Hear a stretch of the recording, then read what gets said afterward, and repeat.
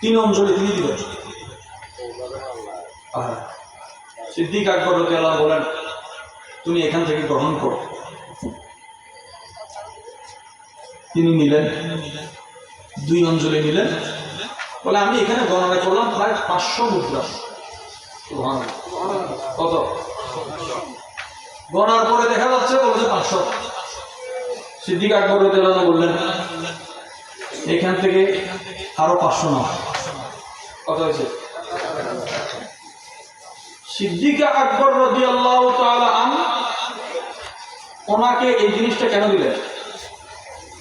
কোন মানুষ যদি বলে যায় আমি এই জিনিসটা তোমাকে দিব, এরপরে মানুষ মারা গেছে, তারপর যদি কেউ তার কাছে চায়, তার আওলাদের কাছে যায়, ভাইয়ের কাছে যায়, বলছে এটা তো ওনার সাথে আপনার ওয়াদা ছিল, আমাদের সাথে তো কোনো ওয়াদা নেই। এখন ওয়াদা নবী পূরণ করতেছে সিদ্দিক আকবর।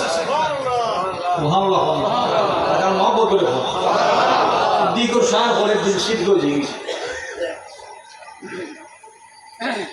বলেছে হুজুর তোমার সাথে কথা বলেছে, হুজুরে পাকের কথা উম্মতের জন্য নসিহত, উম্মতের জন্য মুসিহত হয়ে গেছে।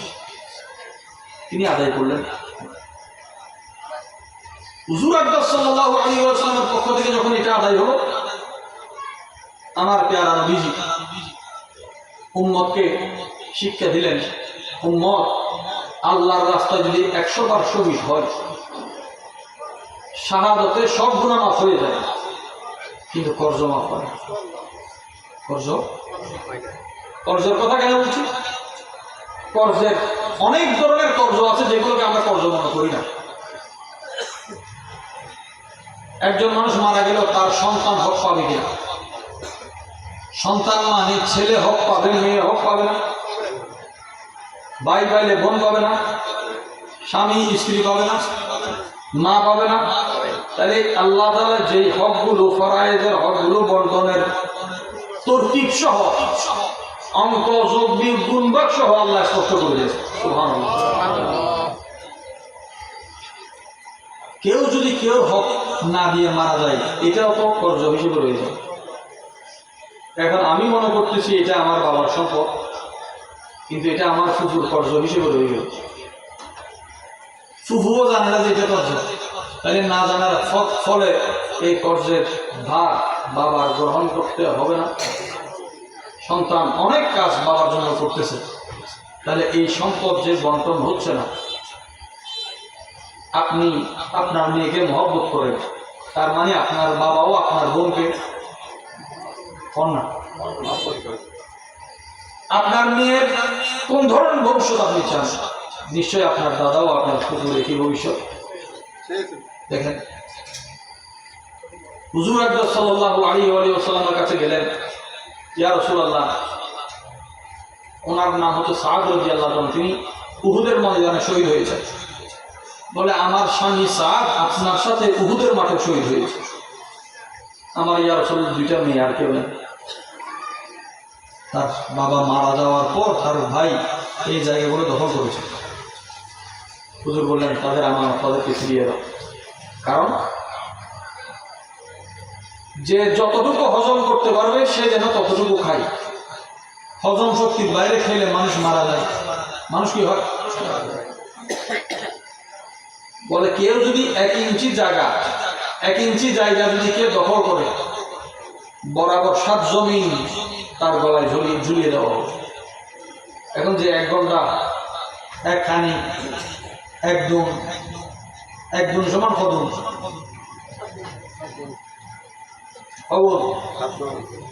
এক খানি সমান খাই দেখ খানি হাসর গলা খানি 7 খানি লইয়ের আন ইত্যাদি বোধে 7 ঘন্টা লইয়ের আন ইত্যাদি বোধে কি বা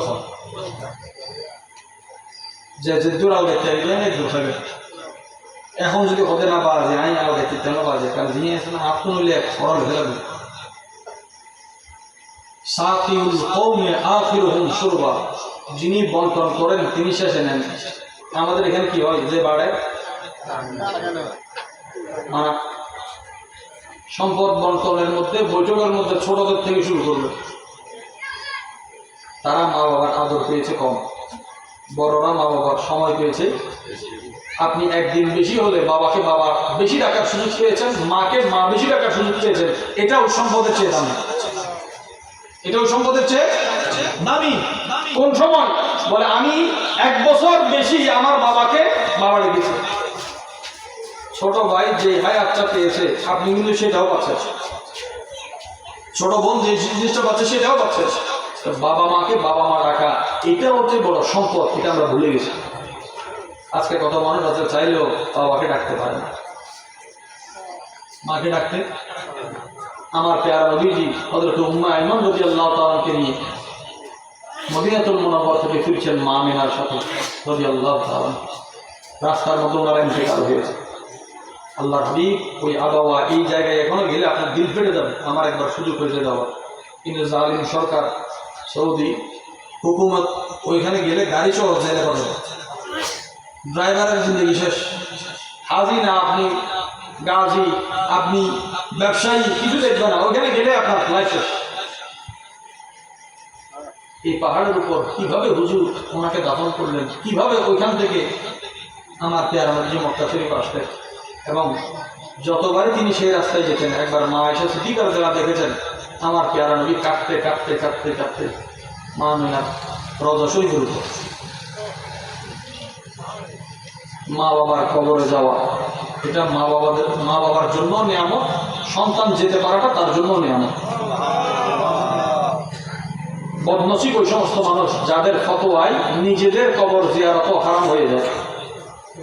আপনি একজনকে নিষেধ করলেন জিয়ারত করা যাবে না, তাহলে আপনার জিয়ারত কে করবে? কোনো সুযোগ। এই জিয়ারতের ক্ষেত্রে অনেক মানুষ দেখা যায় সূরা ফাতিহা পড়ে মুনাজাতের সময় আপনার দিকে ফিরে গেছে। এটা কবরস্থান বা মাজারের জন্য বেয়াদবি। দেখি কেমন বেয়াদবি? আপনি যাকে সালাম দিচ্ছেন উল্টা দিকে ফিরে সালাম দিবেন, রুবরু সালাম দেয়, দোয়া রুবরু হয়। ময়্যতের ইজ্জত আছে। কেন ইজ্জত আছে? আপনি এখান থেকে পশ্চিম দিকে তাকালে কাবা দেখেন না, কিন্তু ময়্যত যখন চোখ খুলে কাবা দেখতে পায়। আপনি ওই চোখের দিকে তাকাবেন যেই চোখ কাবার জিয়ারত করে, ওই চোখের দিকে তাকাবেন যেই চোখ আরশের জিয়ারত করে, ওই চোখের জিয়ারত করবেন যেই চোখ মদিনাওয়ালার জিয়ারত করে। রুবরু হওয়ার এটা হচ্ছে কারণ। বলে না দোকান দিকে করতে হবে, এদিকে ফিরে করা যাবে। আরে ভাই, সূরা ফাতিহা যে আপনি বললেন, সূরা ফাতিহার 19টা নাম, ওই নাম 19 নামের এক নাম হচ্ছে সূরাতুদ দোয়া। ফাতিহা মানে দোয়া, ফাতিহা মানে, তাহলে ফাতিহা যদি কবরের দিকে ফিরে করা যায়, তার মানে আপনি কি করলেন? কি করলেন? আপনি যে বলেন ইহদিনাস সিরাতাল মুস্তাকিম, এটা কি? দোয়া। ইহদিনাস সিরাতাল মুস্তাকিম এটা কি? তাহলে কবরের দিকে ফিরে আপনি দোয়া তো এটা করলেন। ফাতিহা তো মূল কিতাব, পুরো কোরআনের মধ্যে, কোরআন মূল কিতাব, পুরো কিতাবের মধ্যে, আসমানি কিতাবের মধ্যে কোরআন মূল কিতাব, আর উমুল কোরআন হচ্ছে সূরা ফাতিহা। আপনি এদিকে ফিরে করলেন, তো দোয়া তো এখন একটা জায়েজ হয়েছে, বাকিগুলো তো জায়েজ হওয়ার সুযোগ আছে। দেখেন ক্ষমতা যখন আসে, আমাদের প্রধানমন্ত্রী সাহেব এদিন আসলেন, ওনার আসাতে আমরা কিছু ফতোয়া ক্লিয়ার, একদম ক্লিয়ার কাট ফতোয়া পেয়েছি। যেমন আমি রাজনীতি আলাপ করি না মাঝে, কিন্তু এই মাসলা মাসাইল যখন এখন সবাই মুফতি হয়ে গেছে, এগুলো না বললে হক আদায় করা। উনি একটা কাজ সুন্দর করেছেন যে জমাতে দোয়া করা যায়, এটা আমরা দলিল পেয়েছি। কেবলা ছাড়াও দোয়া করা যায়, এটাও দলিল পেয়েছি। একজনের সম্মানে দাঁড়ানো যায়, এটাও দলিল পেয়েছি। একজনের সম্মানে জমাত সহকারে দাঁড়ানো, এটাও দলিল পেয়েছি। একজন মেহমান আসলে তার জন্য নসিদ করা, বাংলা হোক, ইংরেজি হোক, আরবি হোক, এগুলোর দলিল পেয়েছি। তো এক জায়গায় বসে অনেক দলিল আমরা পেয়েছি, এর জন্য ওনাকে ধন্যবাদ। হ্যাঁ, নিয়ত করে জিয়ারত করার জন্য আসা, কোন গ্রামের উদ্দেশ্যে আসা, কোন কবরের উদ্দেশ্যে আসা। আস্তে আস্তে মানুষ দেখতেছে, বুঝতেছে। আমি এখানে একটা গুরুত্বপূর্ণ মাসালা আপনাদের মতো পেশ করি। সুন্নিদের তাকবীর বড়, সুন্নিদের তাকবীর বড় আযীমুশ শান, যে মানুষ সুন্নিদেরকে কবরের উপর থেকেও জিয়ারত করে, কবরের ভিতর থেকেও জিয়ারত করে। কবরের উপর থেকেও জিয়ারত করে, কবরের বলে ভিতর থেকে কিভাবে জিয়ারত করে? রায়েরই 3 ভাগ। কয় ভাগ? মানুষ, জিন, ফেরেশতা।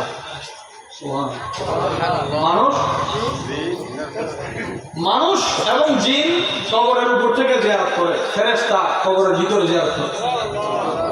কবরের মানুষের মধ্যে আবার 2 ভাগ।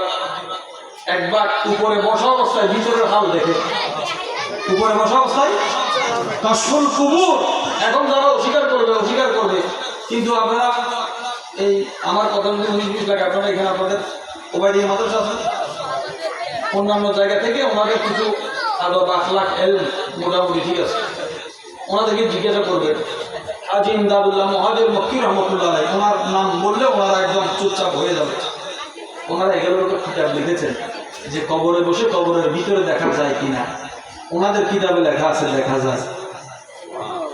এখন দাদাই বলতেছে দেখা যায়, বাবাই বলতেছে দেখা যায়, পরদাদা বলতে দেখা যায়, নাতি এসে বলতেছে বেদাত। তাহলে নাতির ফতোয়াই দাদা কি বেদাতি, তবে বেদাত মানে দলালত মানে জাহান্নামী। এবার নাতির ফতোয়াই দাদা কি হয়ে গেছে। আমাদের মুরব্বীরা যে ফতোয়া দিছে আমরা এখন ওইটার উপর আসি। আল্লাহ কিয়ামত পর্যন্ত থাকার তৌফিক দান করুন। আমিন। আমার প্রিয় নবী হযরতে আবু হুরায়রা রাদিয়াল্লাহু তাআলা কে আরশাদ করছেন, আবু হুরায়রা তাআল্লামিল কুরআন ওয়া আল্লিমহুন নাস। আবু হুরায়রা তুমি কোরআনকে শিখো, মানুষকে শিখাও। সুবহানাল্লাহ। কি শিখবে? কোরআনে পাক শিখবে, মানুষকে কতদিন?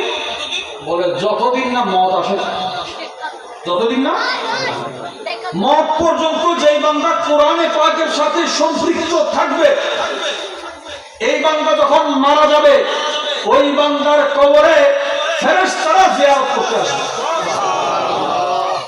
ফেরেশতার জিয়ারত বহু ধরনের হতে পারে। বলছে এটা কোন ধরনের জিয়ারত?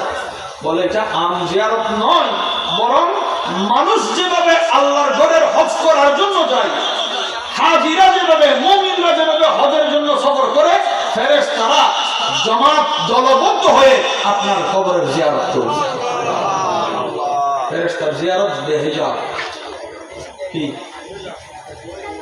উম্মতের আরজু হচ্ছে নবীকে বেহিজাব দেখা। বেহিজাব আমার নবীজি হযরতে জাবের রাদিয়াল্লাহু তাআলা আনহু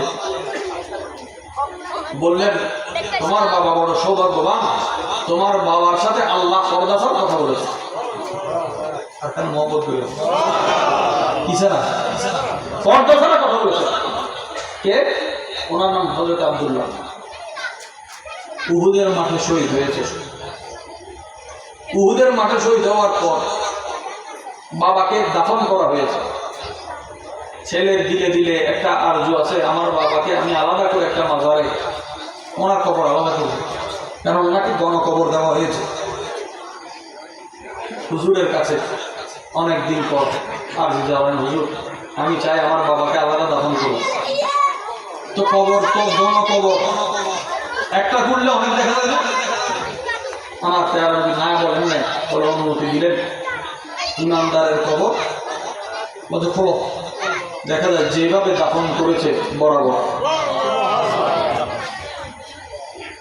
উনি একা ওনার বাবাকে কাঁধে নিয়েছে, কাঁদিয়ে করে নেন নাই, মাজার থেকে উঠায় কাঁধে করে নিয়ে তিনি আরেক জায়গায় দাফন করেছেন। নবীজির সাহাবী, যার সাথে আল্লাহ কথা বলেছেন পর্দা ছাড়া, ওনার কিছু কর্জ আছে। কর্জ কত? কেউ বলতেছেন 90 ওট। 90 ওটের বোঝা মানে কত? এই জমানার কত লক্ষ কোটি টাকা কর্জ। একদিকে উনি শহীদ, একদিকে আল্লাহর সাথে ওনার কথা হয়েছে, দিদার হয়েছে, একদিকে ওনার কর্জ।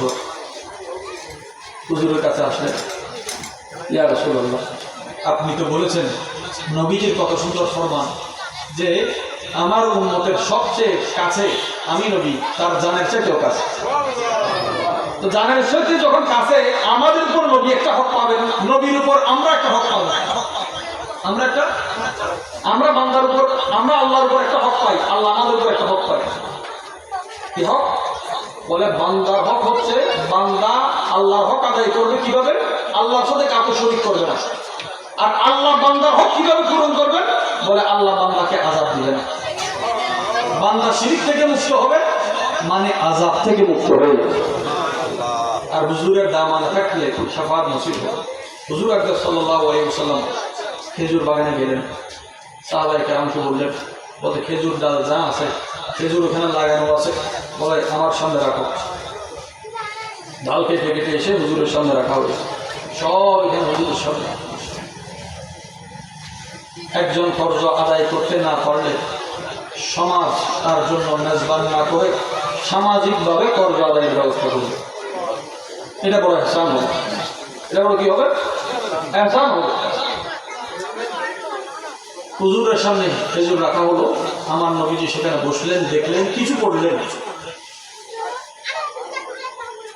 বলে যারা যারা কর্জ পাবে আব্দুল্লাহ তারা এখান থেকে কর্জ নিয়ে যাবে।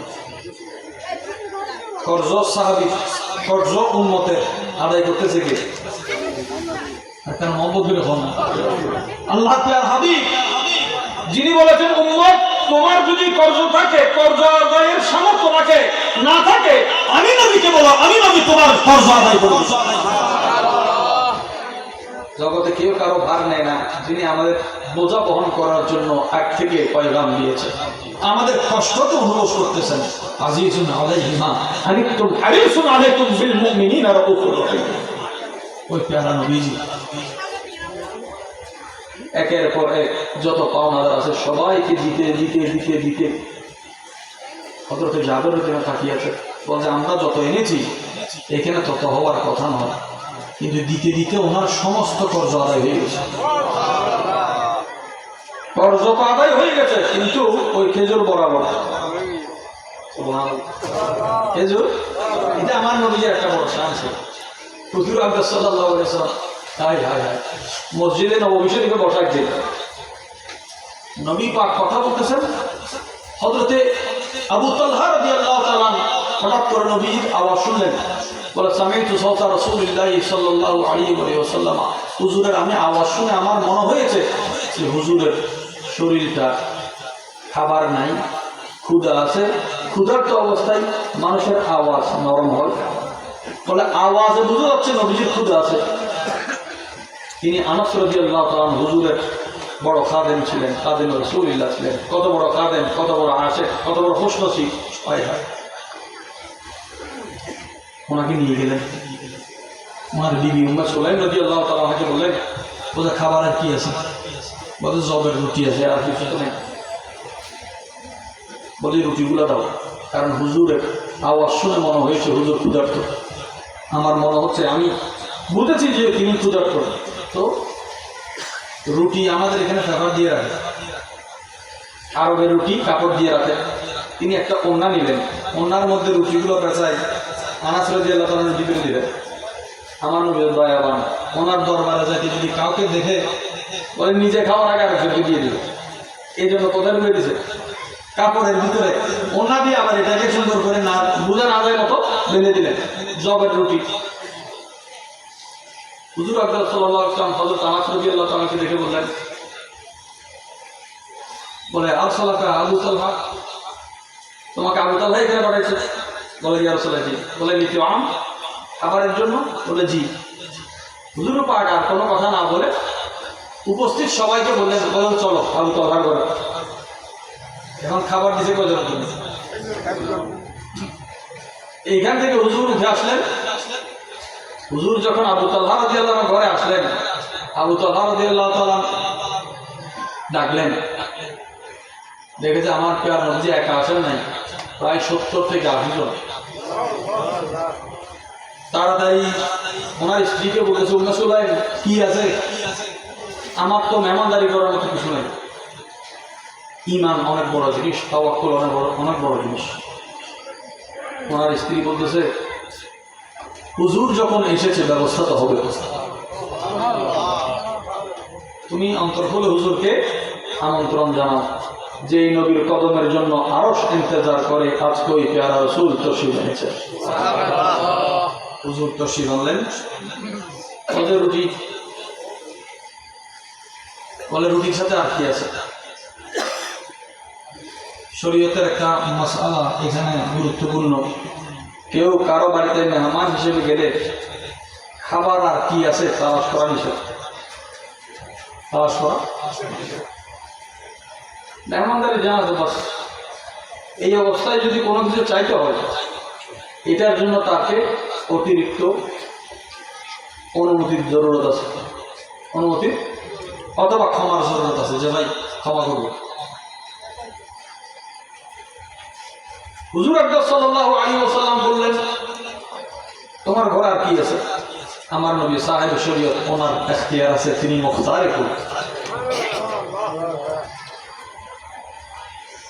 বলে ঘিটা নিয়ে আসো। তিনি তো সামনে রুমে বসলে ভিতরের খবর জানতেন, দেওয়ালের বাইরে থাকলেও ভিতরের খবর। একজনের ঘরে আসলেন, বলে কি আসলাও? উনি রুটি দিলেন। বলে তোমার ডেকসির মধ্যে যে গোস্ত আছে ওই গোস্তগুলো নিয়ে আসো। এটা আর হাদিস। তো হুজুর আকরাম সাল্লাল্লাহু আলাইহি ওয়াসাল্লাম বললেন ঘিটা নিয়ে আসো। তিনি জবের রুটির উপর বলে আনাস রাদিয়াল্লাহু আনহু বলছে রুটিগুলো ছিল, রুটি মাঝখান থেকে একটা রুটিকে 4 ভাগ 4 ভাগ করে কমপক্ষে এই রুটিগুলো ছিঁড়ে সামনে রাখলেন, ঘি ঢেলে দিলেন, ঘির মধ্যে রুটিগুলো ভালো করে তিনি মাখলেন। বলে 10 জন আসো। কজন? এটা আমি শুধু বর্ণনা দিচ্ছি না, এটার মধ্যে আমরা কি কি শিখতে পারছি। প্রত্যেক মেজবান হোক বা বিয়ে শাদী হোক, এখানে বেশ বসায় না। এক টেবিলে কজন দিই আমরা?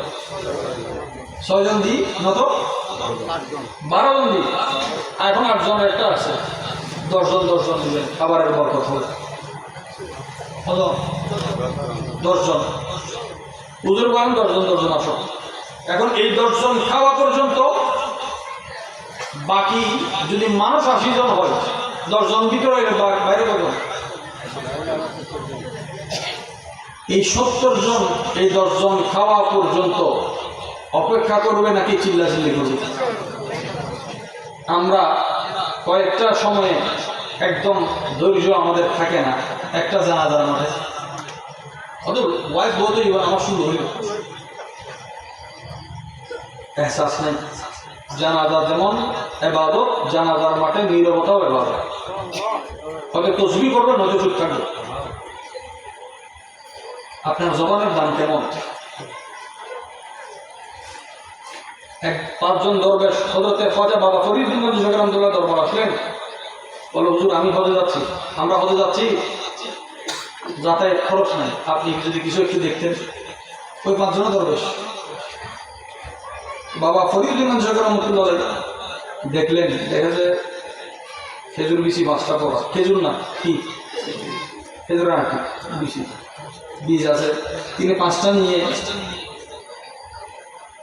কিছুক্ষণ ধরে রেখে কিছু পড়লেন, ফু দিয়ে ওনাদেরকে দিয়ে দিলেন। কেউ সাহায্য গাড়ি বাড়াই এরা খেজুর বিচি দিয়েও না। এবার কত ওজন কি দিলেন, ওদের কি দিচ্ছে একটু ভালো করে দেখো। দেখা যায় স্বর্ণের খেজুর বিচি, স্বর্ণের। এগুলো নিয়ে হজরত বদরুদ্দিন শাহ রহমতুল্লাহ দরবারে গেলেন। উনি বাবা সাহেব খলিফা হযরত নিজামউদ্দিন মাহবুবুল্লাহ রহমতুল্লাহ দিলেন। এগুলো যাদের বিশ্বাস হবে না তাদের জন্য বলতেছি না, যাদের দিল এগুলোতে বসে আছে তাদের জন্য বলতেছি।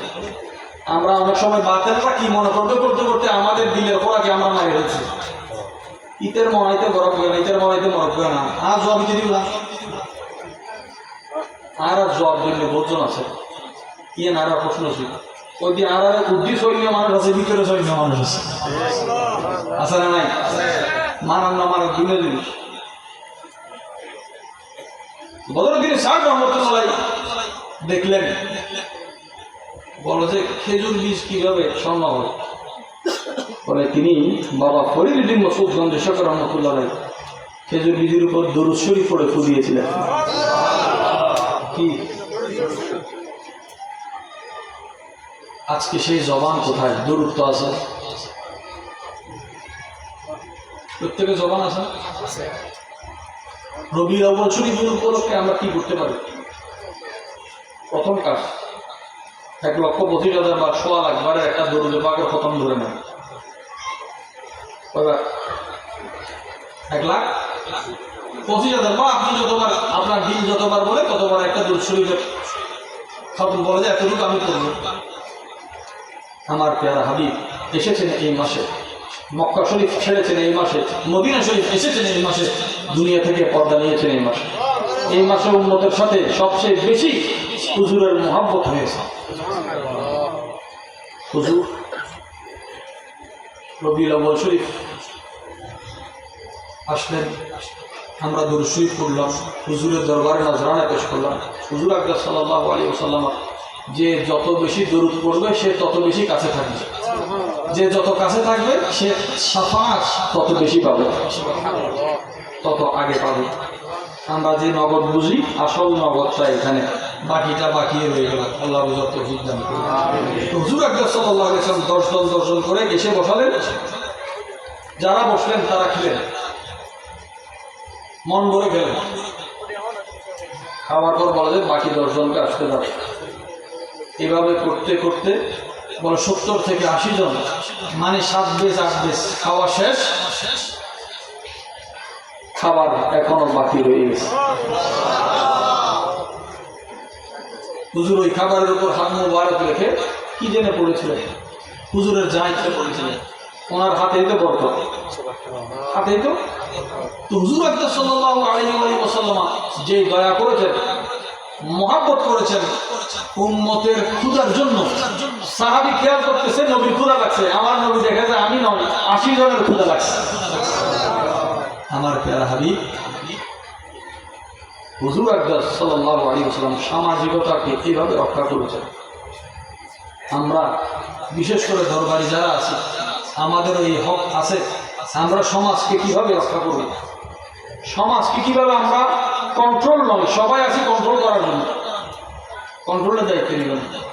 আমার বড় আফসোস হয়, 2 শ্রেণীর মানুষ, আমি নিজেও দরবারি, নিজের উপর আফসোস। একটা হইল পীরের চেয়ার, আর একটা হইল নেতার চেয়ার। এই 2টা চেয়ার বড় খতরনাক। এই 2 চেয়ার কেউ আকল থাকলে গ্রহণ করবে না। সামান্য 19-20 হইলে জান্নাত এক কদম, জাহান্নাম এক কদম। জান্নাত এক কদম, জাহান্নাম। জিম্মেদারি যদি উপর থেকে আসে, আপনার প্রতিটা কদমে আল্লাহ ফেরেশতার দ্বারা তাইব করবে। আর নিজের জোর জবরদস্তি যদি কোনো ক্ষমতা দখল হয়, এখানে ফেরেশতা আযাবে থাকবে, রহমতে। আল্লাহ তাআলা বলেন, ফামা মাতাউল হায়াতিদ দুনিয়া ফিল আখিরাতি ইল্লা কলিল। আখিরাতের তুলনায় এই দুনিয়ার হায়াত অতি সামান্য। খোদাবন্দে করিম কোরআনে পাকের 4 নম্বর সূরা 13 নম্বর আয়াত সূরা নিসার মধ্যে ইরশাদ করছেন। দেখেন এগুলোকে কুফরি কত প্রকার আছে, আমরা কুফরিকে কুফরি হিসেবে জানতেছি না। কেউ যদি বলে আমার বোন হক পাবে না, কেউ যদি বলে আমার ভাই হক পাবে না, কোরআনের হুকুমকে সরাসরি ইনকার করলো। কোরআন যেটাকে ফয়সালা দিয়েছে সেই ফয়সালাকে অমান্য করাটা কুফর, অমান্য করাটা, না দেওয়াটা হারাম, না দেওয়াটা জুলম। কিন্তু অস্বীকারের মধ্যে দোষী আছে। একজন মানুষ নামাজ পড়ে না, না পড়ার গুনাহ আছে, কেউ বলে নামাজ পড়তেই হবে না, কুফর। ইনকার কি হয়? কুফর হয়। কোরআনে কারীমে আল্লাহ পাক রব্বুল আলামিন ইরশাদ করছেন 4 পারা 4 নম্বর সূরা 13 নম্বর আয়াতে, তিলকা হুদুদুল্লাহ। ভাই বোন আত্মীয় স্বজন যাদের যা হক দিতে হবে, কে কয় ভাগ পাবে, এগুলো সব আল্লাহর সীমানা। কার সীমানা? ومن يطع الله ورسوله يدخله جنات تجري من تحتها الانهار خالدين فيها। যেই বান্দা এগুলাকে মেনে চলবে, আল্লাহ এবং রাসূলকে অনুসরণ করবে, যার হক তাকে আদায় করবে, আল্লাহ তাকে এমন জান্নাত দিবেন যার তলদেশে নহর প্রবাহিত। এমন অনাবিল অনিন্দ সুন্দর জায়গায় মানুষ খালিদিনা ফিহা চিরস্থায়ীভাবে থাকবে। ওয়াদালিকাল ফাওজুল আযীম। এর চেয়ে বড় সহায়তা, সফলতা আর নাই। ওয়ামান ইয়াসিল্লাহ ওয়া রাসূলহু ওয়া ইয়াতাআদ্দা হুদুদাহু ইউদখিলহু নারান খালিদান ফিহা ওয়া লাহু আযাবুন মুহিন। আর যেই বান্দা এগুলার নাফরমানি করবে, এই নাফরমানির পরিণাম ভালো হবে না। আল্লাহ তাআলা আমাদের আমল করার তৌফিক দান করুন। বান্দার হক যেভাবে আদায় করার জরুরত আছে, প্রয়োজনে নিজে 1 ইঞ্চি কম নেবে, তারপরে যাতে তোমার হক আমার ভিতরে না থাকে। এবং ভাগ হওয়ার পরে এটা একজন অপরজনের প্রতি শ্রদ্ধার সাথে ক্ষমা চাইবে যে আমি আমার ইনসাফের সাথে দিয়েছি, আপনি এটাতে রাজি আছেন কিনা এবং এটাতে আমার কোনো জিয়াদতি আছে কিনা আপনি দেখেন। উনি